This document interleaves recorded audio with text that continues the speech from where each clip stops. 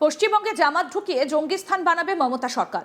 মালদার গাজলে পরিবর্তন রথযাত্রা কর্মসূচিতে এসে মন্তব্য করলেন রাজ্যের বিরোধী দলনেতা শুভেন্দু অধিকারী। তিনি বলেন, পশ্চিমবঙ্গের 9টা আবাসিক স্কুল আদিবাসীদের জন্য করতে চেয়েছিল ভারত সরকার, কিন্তু পশ্চিমবঙ্গ সরকার করতে দেয়নি। আদর্শ গ্রাম করতে চেয়েছিল, সোলার আলো, নলে জল, আদিবাসী ভাষায় স্কুল করতে দেয়নি রাজ্য সরকার। এই সরকার বর্ডার খুলে রেখেছে। পশ্চিমবঙ্গে জামাত ঢুকিয়ে জঙ্গিস্থান বানাবে মমতা সরকার। একথা বলছেন রাজ্যের বিরোধী দলনেতা শুভেন্দু অধিকারী। কি বলেছেন তিনি, আসুন শোনাই আগে আপনাদের।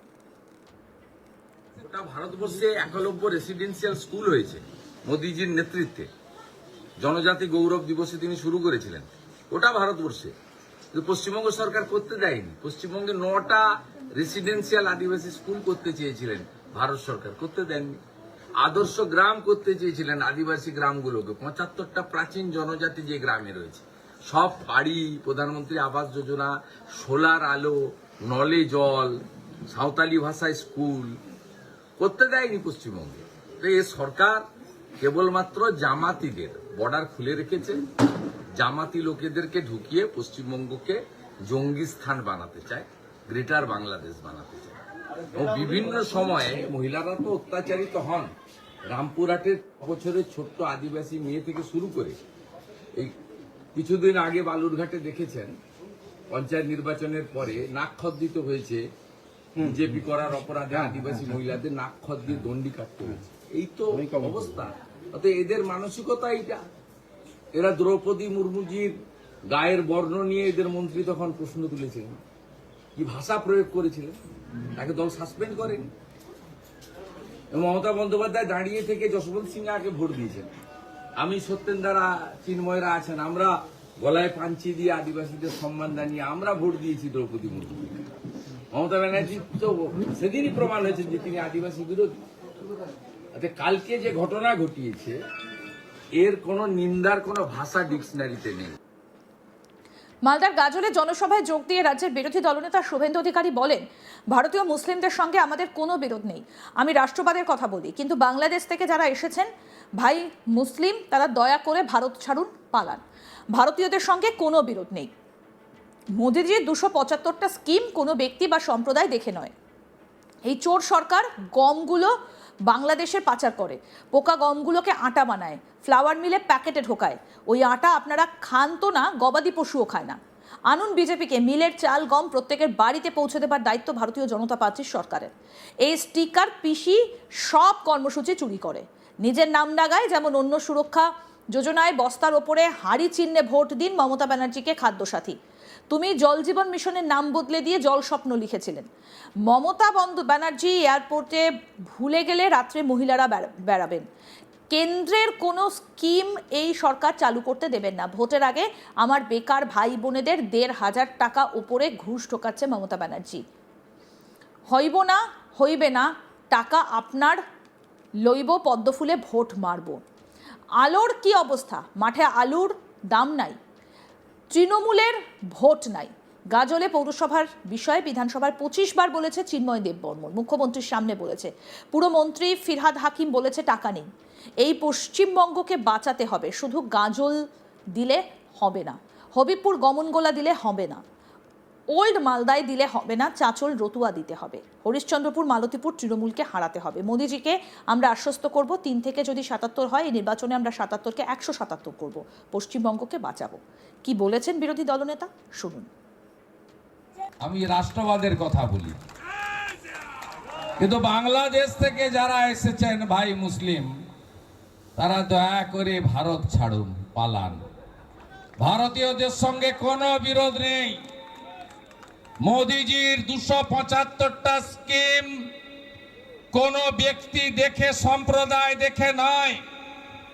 এই চোর সরকার গমগুলো সব বাংলাদেশে পাচার করে, পোকা গমগুলোকে আটা বানায়, ফ্লাওয়ার মিলে প্যাকেটে ঢোকায়। ওই আটা আপনারা কেউ খান তো না, গবাদি পশুও মুখে দেয় না। আনুন বিজেপিকে, একদম মিলের চাল আর মিলের গম এফসিআই প্রত্যেকের বাড়িতে পৌঁছে দেওয়ার দায়িত্ব ভারতীয় জনতা পার্টির সরকারের। এই স্টিকার পিসি সব কর্মসূচি চুরি করে, নিজের নাম লাগায়। যেমন অন্ন সুরক্ষা যোজনায় বস্তার উপরে হাঁড়ি চিহ্নে ভোট দিন মমতা ব্যানার্জিকে। খাদ্য সাথী, তিনি জল জীবন মিশনের নাম বদলে দিয়ে জল স্বপ্ন লিখেছিলেন। আর মমতা ব্যানার্জি বলল এয়ারপোর্টে দাঁড়িয়ে মহিলারা রাত্রে বেরোবেন না। আমি বলিনি, মমতা ব্যানার্জি বলেছে।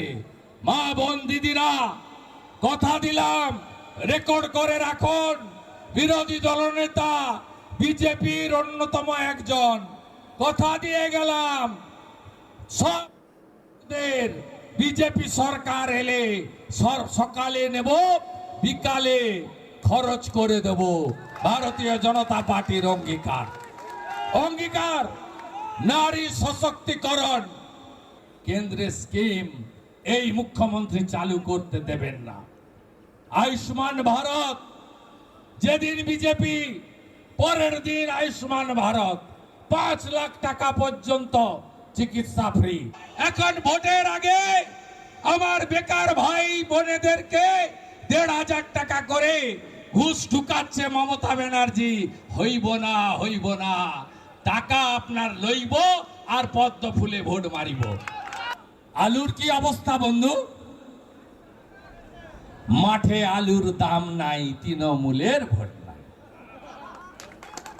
মাঠে আলুর দাম নেই, তৃণমূলের ভোট নেই। আর দুর্নীতি তো মালদা 1 নম্বরে। কোথায় চুরি করেনি? বন্যা হলো, ক্যালামিটি রিলিফ ফান্ড সিআরএফ এর টাকা দিল ভারত সরকার, লুট করে নিয়ে চলে গেছে। চাঁচল, হরিশ্চন্দ্রপুর, মালতীপুর, গাজল লুট হয়ে গেছে। প্রধানরা জেলে আছে। 100 দিনের টাকা বড় বড় কথা বলে মালদা জেলার একদিকে ভাঙন, গাজলকে তো ঠকিয়েছে। কতবার বলেছে পৌরসভা হবে, কতবার বলেছে।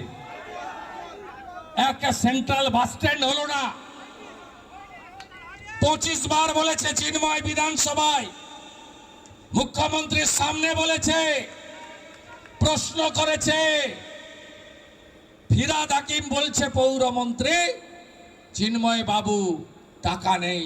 হ্যাঁ বলেছিলাম চাঁচলে পুরসভা হবে, বলেছিলাম গাজলে পুরসভা হবে, টাকা নাই।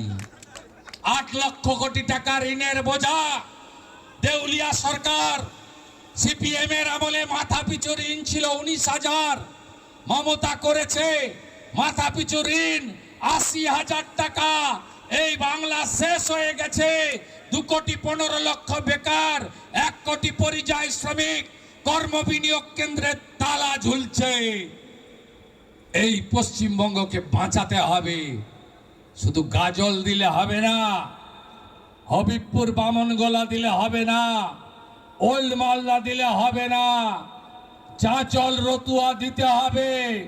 হরিশ্চন্দ্রপুর, মালতীপুরে তৃণমূলকে হারাতে হবে। রাজি তো? আরো আপডেট পেতে দেখতে থাকুন আজ তাক বাংলা। সাবস্ক্রাইব করুন, নোটিফিকেশন পেতে বেল বাটন অপশন প্রেস করুন।